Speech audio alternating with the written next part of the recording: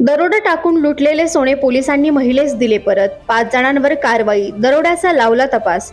कोपरगाव तालुक्यातील संदीप बोळीज व चित्रा संदीप बोळीज हे दिनांक 7 मे 2025 रोजी रात्री 9च्या सुमारास नातेवाईकांच्या येथील कार्यक्रम आटपून वैजापूरहून मोटरसायकलने कोपरगावला येत असताना अज्ञात 5 जणांनी त्यांची गाडी अडवून चित्रा बोळीज यांच्या गळ्याला कोयता लावून जीवे मारण्याची धमकी देऊन त्यांच्या जवळील सोन्याचे दागिने व मोबाईल घेऊन पळून गेले होते. याबाबत बोळीज यांनी दिलेल्या फिर्यादीवरून अज्ञात आरोपींविरुद्ध गुन्हा दाखल करण्यात आला होता.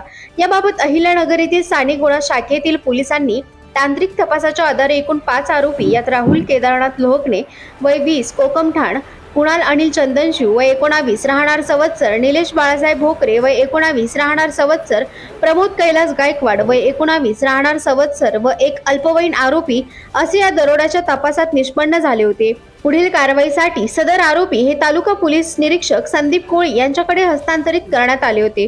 पोलिसांनी आरोपींनी चोरलेला मुद्देमाल हस्तगत करत चोरलेला मुद्देमाल हा बोळीज यांचा असल्याचे खातरजमा करत आरोपींवर पुढील कायदेशीर कारवाई करून आज सदरचा मुद्देमाल हा तालुका पोलीस स्टेशनचे पोलीस निरीक्षक संदीप कोळी व पोलीस उपनिरीक्षक संदीप चौधरी यांच्या हस्ते बोळीज दाम्पत्याच्या स्वाधीन केला. यावेळी चित्रा बोळीज व संदीप बोळीज यांच्या चेहऱ्यावर चोरीला गेलेले सोने व मोबाईल परत मिळाल्याचा आनंद त्यांच्या चेहऱ्यावर दिसत होता. पोलिसांनी केलेल्या या कौतुकास्पद कामगिरीचे सर्वत्र अभिनंदन होत आहे.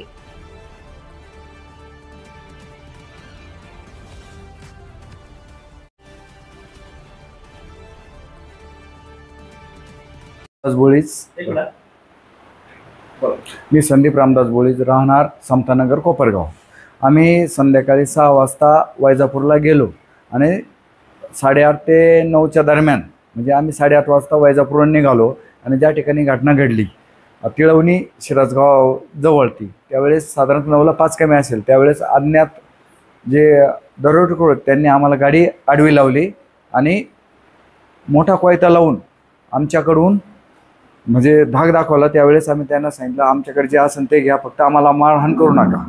तर त्यावेळेस मग माझ्या धर्मपत्नीच्या कानातील एका कानातलं घेतलं आणि समोरून एक गाडी आली त्यावेळेस त्यांनी पळ काढला. त्यामुळे 5 जण होते, त्यातले एका जणाकडे कोयता होता आणि मग त्याच वेळेस वारं आणि पाऊस झालेलं होतं त्यामुळे लाईट कोणीच नव्हते. आम्ही डायरेक्ट संध्याकाळी 10च्या दरम्यान पोलीस स्टेशनला आलो. त्यावेळेस चौधरी साहेब इथं पोलीस स्टेशनला होते. त्यांनी लगेच आम्हाला म्हटले की आपल्याला लगेच घटनास्थळी जायचं आणि रात्री आम्ही 11:30-12 वाजेपर्यंत घटनास्थळी होतो. परत आलो. दुसऱ्या दिवशी दिवसभर पुन्हा कोळी साहेब चौधरी साहेब यांच्यावर परत घटनास्थळी गेलो. तिथं परत हे केलं आणि रात्री फिर्याद केली. त्यानंतर जे अहमदनगरची टीम आली होती त्यांनी पण पाठपुरावा केला आणि अशा प्रकारे जवळजवळ 5 वेळेस तर मला त्या स्पॉटवरती घेऊन गेले आणि स्वप्नवत म्हणजे आम्हाला तर याची काही गॅरंटी नव्हती काय भेटन. फक्त काय महत्त्वाचा मोबाईल, कारण की मोबाईल दुसऱ्या गुन्हेगारी प्रवृत्तीसाठी वापरला जाऊ शकतो आणि मी त्याचा जो आहे त्यावरून पुन्हा माझ्या नावावर असल्यामुळं का याची भीती होती म्हणून आम्ही सगळ्यात महत्त्वाची केस केली. आणि परंतु चौधरी साहेब असतील, कोळी साहेब असतील आणि LCB अहमदनगरची टीम असेल यांनी म्हणजे कशा प्रकारे काम केलं सांगता येत नाही. परंतु त्यांनी हा ऐवज आणि जे आरोपी असतील त्या आरोपींना पकडलं आणि ही केस सॉल्व केली. आणि सगळ्यात महत्त्वाचं का चौधरी साहेब, कोळी साहेब या कोपरगाव ग्रामीण पोलीस स्टेशनचे जे सर्व जे स्टाफ असतील यांनी अतिशय मोलाचं सहकार्य आम्हाला केलं. म्हणजे रात्री 12:30 वाजता 11 वाजता केस ऑनलाईन करणं, घरून जेवण न करता येणं किंवा आजही तुम्ही बघतायत का 3:30 वाजेपर्यंत फक्त ह्या गोष्टीचा पाठपुरावा करण्यासाठी दुपारचं जेवण अजून त्यांचं बाकी. म्हणजे आता मी असेल किंवा बाकीच्यांची पोलिसांविषयीची थोडंसं वेगळं म्हणणं आहे, परंतु आपण प्रत्यक्षात पाहिल्यानंतर असं लक्षात येतं का आपलं काय बाहेरचं आणि जे ॲक्च्युअल अनुभव त्याच्यामध्ये जमीन आसमानचा फरक आहे. आज तुम्हाला मुद्देमाल परत मिळालं, सोनं नाणं परत मिळालं, काय आनंद तुम्हाला होतो? सगळ्यात महत्त्वाचं धन गेलेलं कमवून निघतं, परंतु जे माझी अर्धांगिनी तिच्या चेहऱ्यावरचं जे हास्य आहे, कारण की ज्या दिवशी घटना घडली 2 दिवस ती झोपलेली नाही.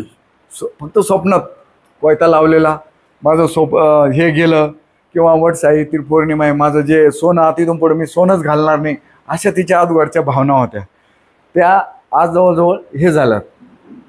हां, आणि त्यामुळं पुन्हा एकदा सर्व मी कोपरगाव ग्रामीण पोलीस स्टेशन, कोळी साहेब, त्यांचे सर्व सहकारी, चौधरी साहेब आणि इतर जे असतील ते सर्वांचं मनापासून धन्यवाद मानतो.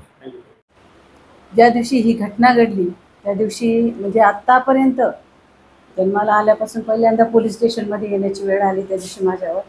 आणि आपण जी बाहेर ऐकतो की रात्री अपरात्रीनंतर जेव्हा गुन्हा नोंदवला जातो त्यावेळेस कुणी आपल्याकडे लक्ष देत नाही, की कुणी आपल्याकडे लक्षही देत नाही आणि काय झालं ते फक्त ऐकून घेण्याची मानसिकता कुणाची राहत नाही, असं आपण ऐकत आलो.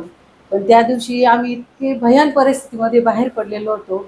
जेव्हा इथं आलो तेव्हा चौधरी साहेब बाहेर गेलेले होते, त्यांच्या घरी गेलेले होते. आणि आम्ही आल्यानंतर तिथं ते पोलीस कॉन्स्टेबल होते आणि त्यांनी त्यांना फोन केला, सर अशी अशी घटना घडली आहे, एक जोडपा आपल्या इथं आलेलं आहे. तर सर विदिन अ सेकंड एक 5 ते 10 मिनटामध्ये सर आमच्याकडे आले.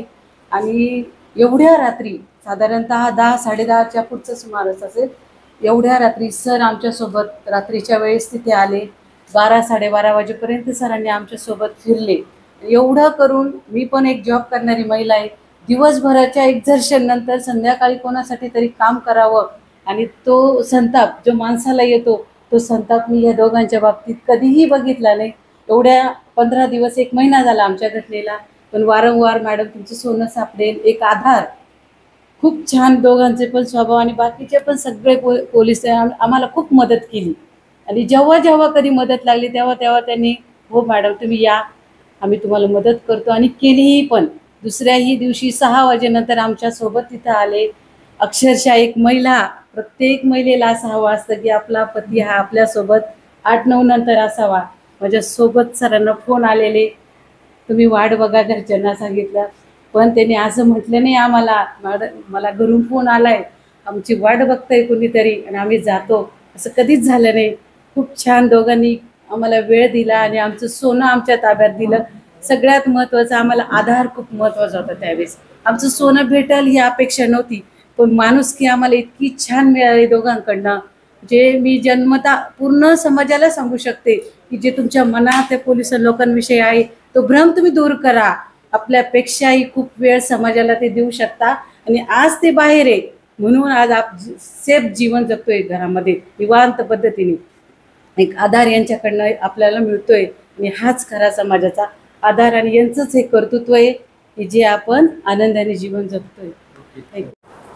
दिनांक 7/5/2025 रोजी फिर्यादी नामे संदीप रामदास बोळीज हे त्यांच्या पत्नीसोबत त्यांच्या घरी एक कार्यक्रम आटपून त्यांच्या घरी परतत असताना शिरसगाव शिवारामध्ये 5 अज्ञात आरोपितांनी त्यांना रस्त्यामध्ये अडवून बळजबरीने त्या महिलांच्या गळ्यातील 7.5 ग्रॅम वजनाचे सोन्याचे दागिने कोयत्याचा दाग दाखवून बळजबरीने नेलेले होते, चोरी करून नेलेले होते. त्या अनुषंगाने स्थानिक गुन्हे अन्वेषण शाखा अहिल्यानगर यांनी शिताफीने यातील आरोपी अटक करून त्यांच्याकडून गुन्ह्यात चोरीस गेलेला मुद्देमाल हा हस्तगत केलेला होता.